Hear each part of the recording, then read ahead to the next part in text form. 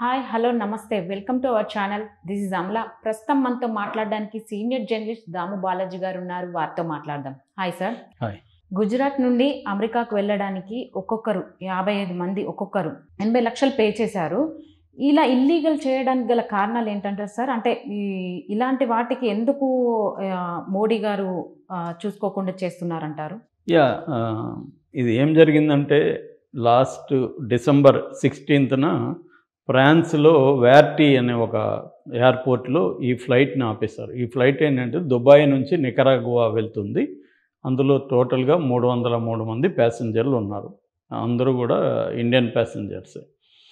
France అధికారులకి ఒక anonymous call వచ్చింది. అంటే ఆకాశరామన్నలాగా ఎవరో తెలియని వాళ్ళు కాల్ చేసి ఇట్లా పలాని ఫ్లైట్ వస్తుంది, అది మొత్తం కూడా ఇల్లీగల్ ఇమ్మిగ్రెంట్స్ అమెరికాలోకి రావడానికి ఇల్లీగల్గా వెళ్తున్నారు, అందులో కొంతమంది మైనర్స్ కూడా ఉన్నారు అనేది వస్తే దాంతో ఇమ్మీడియట్గా వాళ్ళు ఈ వ్యార్టీ అనే చోట ఆపేశారు, కిందికి దింపేశారు బలవంతంగా. సో ఈ దాన్ని దాదాపు 26 వరకు అంటే 10 రోజుల పాటు ఆ ఫ్లైట్ని అక్కడే ఉంచేశారు. ఉంచి వాళ్ళందరినీ విచారిస్తున్నారు. అక్కడ విచారించి కొంతమందిని అక్కడ పెట్టుకొని అందులో ఒక 5-6 మందిని అసైలం సీకర్స్గా డిక్లేర్ చేసుకొని అక్కడ పెట్టేశారు. మిగతా ఒక 66 మందిని వీళ్ళు పంపించేశారు మళ్ళీ ఇండియాకి. ఎందుకంటే ఇండియన్ ఎంబసీ వాళ్ళు ఫ్రాన్స్ వెళ్ళి వాళ్ళతో చర్చలు నడిపారు. ముఖ్యంగా ఇందులో 66 మంది గుజరాతీ వాళ్ళు ఉన్నారు. అందువల్ల మోడీ కూడా ఇంట్రెస్ట్ తీసుకొని అక్కడ మన ఫారిన్ అఫైర్స్ మినిస్ట్రీ ద్వారా డీల్ చేస్తే మొత్తానికి వాళ్ళని తీసుకొచ్చారు. ఇప్పుడు షాకింగ్ న్యూస్ ఏంటంటే దీన్ని ఇప్పుడు అక్కడ ముంబై ఎయిర్పోర్ట్లో దిగారు వీళ్ళు. అక్కడ సిఐడి విచారణ మొదలుపెట్టింది. సిఐడి కొన్ని షాకింగ్ విషయాలు తెలిసాయి. అదేంటంటే ఈ 66 మందిలో 55 మంది 3 ప్లేసుల నుంచి అహ్మదాబాదు, గాంధీనగరు, ఇంకొక మెహ్సా అనేది ఒకటి ఉంది. ఆ ప్లేస్ 3 ప్లేసుల నుంచి ముంబై, ఢిల్లీ నుంచి దుబాయ్కి వెళ్ళారు. డిసెంబర్ ఫస్ట్ వీక్లో దుబాయ్లో అక్కడ ఏజెంట్స్ కలిశారు. మొత్తం 15 మంది ఏజెంట్స్ ఈ ఆపరేషన్ని డీల్ చేసినారు. ఈ దుబాయ్ వెళ్ళినాక దుబాయ్ నుంచి ఒక ప్రత్యేక ఫ్లైటు ఇలాగా డిఫరెంట్ ప్లేసుల నుంచి వచ్చి గుమ్మికూడిన 303 తీసుకొని నికరాగువా వెళ్ళాలి ప్లాను. సో వీళ్ళు నికరాగువా వెళ్ళి యుఎస్కి పంపిస్తే వీళ్ళు వచ్చి ఒక్కొక్కరు 60 నుంచి 80 లక్షలు పే చేసేట్టుగా ఒప్పందం ఈ ఏజెంట్లకి. సో అందులో కొంత అమౌంట్ ముందు ఇవ్వాలి, కొంత యుఎస్లోకి వెళ్ళినాక అక్కడ వాళ్ళ ఏజెంట్స్ కలెక్ట్ చేసుకుంటారు యుఎస్లో. ఇదనమాట ప్రాసెస్. సో ఇందులో మైనర్స్ కూడా ఉన్నారు. సో వీళ్ళు మామూలుగా ఏం జరుగుతుందంటే వీళ్ళు నికరాగువా తీసుకెళ్ళి అక్కడ నుంచి మెక్సికో బార్డర్ వరకు వీళ్ళని తీసుకెళ్తారు. అక్కడ కార్టెల్స్ అంటారు. కార్టెల్ అంటే డ్రగ్ కార్టెల్స్, మాఫియా గ్రూప్స్ ఉంటాయి. వాళ్ళు ఇల్లీగల్ ఇమిగ్రెంట్స్ని వాళ్ళే డీల్ చేస్తారు. వాళ్ళు ఏమంటే అక్కడ మామూలుగా బార్డర్ పెట్రోలింగ్ పోలీస్ ఉంటారు అమెరికన్ది, వాళ్ళకి వీళ్ళకి కూడా కొన్ని లాలూచి వ్యవహారాలు ఉంటాయి. లేదా ఒక్కొక్కసారి వాళ్ళకి తెలియకుండా కూడా వీళ్ళు తప్పిస్తూ ఉంటారు. అలాగా వాళ్ళకి రెగ్యులర్ ఇది అలవాటు అనమాట. సో ఇలా రెగ్యులర్గా లాటిన్ అమెరికా దేశాలకి దుబాయ్ నుంచి ఎక్కువ ఫ్లైట్స్ వెళ్తున్నాయి. ఎందుకంటే దుబాయ్కి వీసా ఈజీగా దొరుకుతుంది. ఈ లాటిన్ అమెరికా దేశాలకు కూడా వీసా వెరీ ఈజీ అనమాట. అందువల్ల ఈ రూటు ఎంచుకున్నారు. మనకు కానీ చూస్తే 2023లో ఇండియా నుంచి 96,917 మంది ఇల్లీగల్ ఇమిగ్రెంట్స్ వెళ్తున్నట్టు అమెరికన్ డిపార్ట్మెంటు వెల్లడించింది. ఇందులో 41,770 మంది ఈ రూట్లో వెళ్తున్నారు, ఈ నేను చెప్పిన మెక్సికన్ బార్డర్ రూట్లో. మిగతా వాళ్ళు మిగతా రూట్స్లో వెళ్తున్నారు. కెనడా బార్డర్ మీద కొంతమంది వెళ్తున్నారు. ఇలాగా రకరకాలుగా వెళ్తున్నారు అమెరికాకి. సో ఇది చైనా తర్వాత ఇండియానే ప్రపంచంలో ఇల్లీగల్ ఇమిగ్రెంట్స్ ఎక్కువ మంది వెళ్తున్నారు. ఇక్కడ చర్చ ఏంటంటే గుజరాత్ డెవలప్మెంట్ మోడలు దేశానికి ఆదర్శం. దాదాపు 3 దశాబ్దాలు అక్కడ గుజరాత్లో అభివృద్ధి చేశారు. మోడీ అభివృద్ధి ఎలా చేశాడని దాని మీద అనేక పుస్తకాలు, డాక్యుమెంటరీ ఫిల్మ్స్ ప్రపంచవ్యాప్తంగా ఓదరగొట్టారు. అంత అభివృద్ధి చేశారు. అసలు గుజరాత్ మోడల్ ప్రపంచ మోడలు ఇట్లంతా. మరి అంతగా అభివృద్ధి అయింటే గుజరాత్, వీళ్ళు ఇంతంత డబ్బులు ఇచ్చి ఎందుకు అమెరికా వెళ్తున్నారు? వీళ్ళల్లో అందరూ కూడా 8th నుంచి 12th స్టాండర్డ్ చదువుకున్నోళ్ళే. ఎక్కువ చదువులేదు వీళ్ళకి. సో వీళ్ళకి ఇక్కడ బతకలేకనే కదా అక్కడికి వెళ్తున్నారు. వీళ్ళందరూ కూడా భయంకరమైన రిచ్ కాదు. ఈ డబ్బులు ఏంటంటే వీళ్ళు ఉన్న ఆస్తులు అవి ఇవి అమ్మేసి అక్కడికి వెళ్ళిపోతున్నారు. సో మరి వీళ్ళకి ఇక్కడ మంచి ఎంప్లాయ్మెంట్ ఉంటే, వీళ్ళకి ఇక్కడ లైవ్లీహుడ్ బాగుంటే వీళ్ళు ఎందుకు వెళ్తున్నారు అన్న చర్చ నడుస్తుంది. ఒక్కోసారి వీళ్ళకి ఇక్కడ బాగున్నా కూడా వెళ్ళేవాళ్ళు ఉంటారు అమెరికాకి. ఎందుకంటే అక్కడ ఎక్కువ డబ్బులు సంపాదించుకోవచ్చు, డాలర్స్లో అర్న్ కాబట్టి అనే వెళ్ళేవాళ్ళు కూడా చాలామంది ఉంటారు. కాబట్టి అది అందులో కంప్లీట్గా ఆ విమర్శలు వాస్తవం ఉండకపోవచ్చు.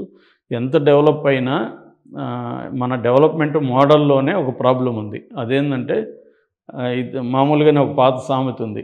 అమెరికా ఇండియా పూర్ కంట్రీ కాదు, India rich country with poor people అని. అంటే అర్థమైందంటే 80% వెల్త్ 20% పీపుల్ చేతిలో ఉంటుంది. లాంగ్ బ్యాకే బిల్ గేట్స్ ఇలాంటి వాళ్ళు వచ్చినప్పుడే ఇక్కడ ఉన్న ఒక 10% పాపులేషన్ లైఫ్ స్టైల్ చూసి షాక్ అయ్యారు అప్పట్లోనే. అంటే ఇంత అల్ట్రా రిచ్గా ఉంది ఇక్కడ. అట్లా అల్ట్రా రిచ్ వాళ్ళు అదానీలు, అంబానీలు ఇలాంటి బ్యాచ్ దేశాలను కొనేయగలరు వీళ్ళు. ఆ స్థాయిలో ఉంటారు. అట్లాగే పావర్టీ, బిలో పావర్టీ లైన్లో 90% మనకి పావర్టీ లైన్కి అటు ఇటుగా ఉంటారనమాట.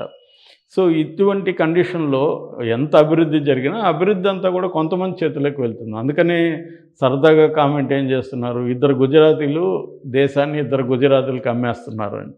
అంటే అమిత్ షా, మోడీ కలిసి మన దేశాన్ని అదానీ, అంబానీ 2 కూడా గుజరాతీ వాళ్ళే, 2 గుజరాతీ వాళ్ళకి అమ్మేస్తున్నారు అనేది చెప్తుంటారు. అందులో కొంత వాస్తవం ఉంది. ఎందుకంటే మొన్న కూడా అదానీ మీద హిండన్బర్గ్ అనే వాళ్ళు ఇచ్చారు. అది సుప్రీంకోర్టులో కూడా ఈరోజు అదానీకి అనుగుణంగా నిన్న తీర్పు వచ్చింది. ఇది సెబీ మాత్రమే విచారిస్తుంది, వేరే వాళ్ళు విచారణ అవసరం లేదని చెప్పింది. అదానీ సత్యం గెలిచిందని కూడా అంటున్నాడు. ఏదేమైనా ఒకటి, వాళ్ళు ఏం మోసాలు చేశారనేది పక్కన పెడితే అదానీ ఆస్తులు అయితే భయంకరంగా బీభత్సంగా ఈ మోడీ వచ్చిన తర్వాత పెరిగింది. ఆ లెక్కలు మనకి నెట్లో దొరుకుతాయి, ఎంత ఆస్తులు పెరిగాయి ఏంటనేది. కాబట్టి కరోనా టైంలో దేశం అంతా విలవలాడుతుంటే కూడా అదాని గ్రో అయ్యాడు. ఇంకా అంబానీ కథ మనం చెప్పాల్సిన లేదు. అందువల్ల ఏమవుతుందంటే ఈ డిస్పారిటీ అనేది బాగా పెరిగింది. వెల్త్ పెరిగింది ఇండియాలో. గత 10 ఏళ్లలో మోడీ వచ్చిన తర్వాత వెల్త్ బ్రహ్మాండంగా పెరిగింది. ఒక రకమైన middle class, rich middle class కూడా తయారైంది, నో డౌట్, అవన్నీ వచ్చాయి. కానీ అసమానతలు కూడా అదే స్థాయిలో ఉన్నాయి. ఈ డిస్పారిటీ కూడా విపరీతంగా ఉంది. సో దీనివల్ల ఏం చేస్తున్నారంటే వీళ్ళందరూ కూడా ఏదో ఒక హోప్తో దేశాలు దాటి వెళితే అక్కడ ఎవరో బంధువులు ఉంటారు, తెలిసిన వాళ్ళు ఉంటారు, వాళ్ళ ద్వారా వెళ్ళిపోయి డబ్బులు సంపాదించుకొద్దాము అన్న దీంతో వెళ్ళడం అనేది ఇల్లీగల్ ఇమ్మిగ్రెంట్ ఈ ప్రాబ్లం విపరీతంగా పెరిగింది. ఇప్పుడు అమెరికాతో ప్రాబ్లం ఏంటంటే అమెరికా ప్రపంచవ్యాప్తంగా వచ్చి అక్కడ పడిపోతారు. సో వాళ్ళందరిని అకామిడేట్ చేసే ప్రాబ్లం ఉంది. అందుకని అక్కడ ట్రంప్ ఎందుకు సక్సెస్ అవుతున్నాడు లాస్ట్ టైము అంటే ఈ సమస్యను అడ్రస్ చేశాడు ట్రంప్.